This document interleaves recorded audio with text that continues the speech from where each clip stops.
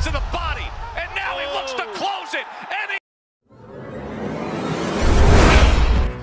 Emosyonal ang pagkapanalo ni Vasily Lomachenko laban kay George Kambosos Jr.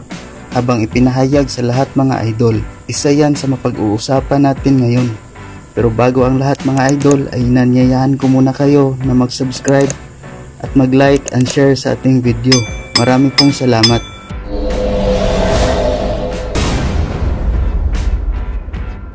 Isa na namang bagong ganap na IBF Lightweight World Champion si Vasily Lomachenko matapos pinahirapan at talunin by way of technical knockout itong si George Kambosos Jr.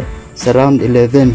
Pinatumba ito ng 3 beses kaya tinigil na ng referee ang laro at kasabay ito sa paghagis ng puting panyo sa kanyang coach na ibig sabihin ay pag-surrender sa laban.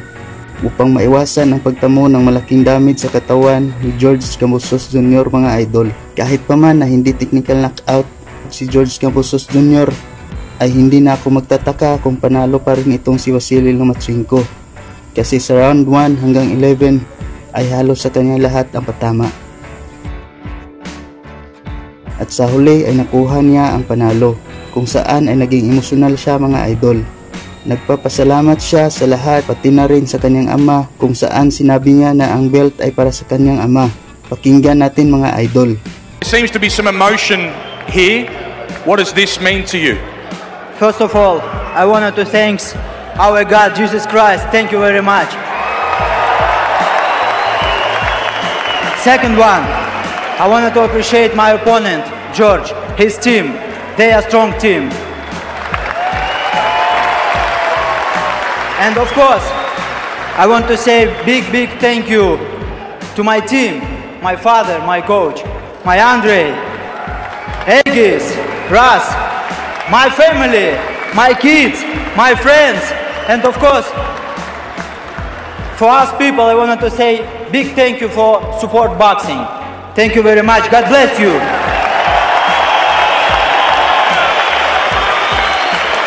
Tell us about this fight. What happened out there today? Today I am again world champion, and this is world title for my father.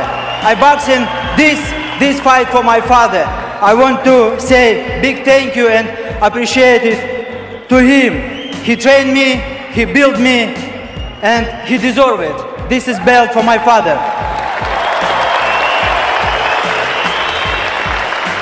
Vasily, you are a world champion again.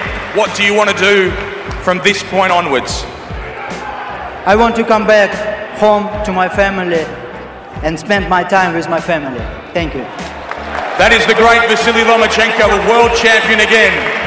Ang tanong, sino kaya ang susunod na kalaban ni Lomachenko? Posible ba kayang si Gervonta Tank Davis o kaya si Emmanuel Navarrete? Well, dyan na lang muna tayo mga idol. I-comment na lang sa baba para malaman din natin ang iyong mga opinion, kuro-kuro at mga palagay. Hanggang sa muli at sa ulitin mga idol. Marami pong salamat.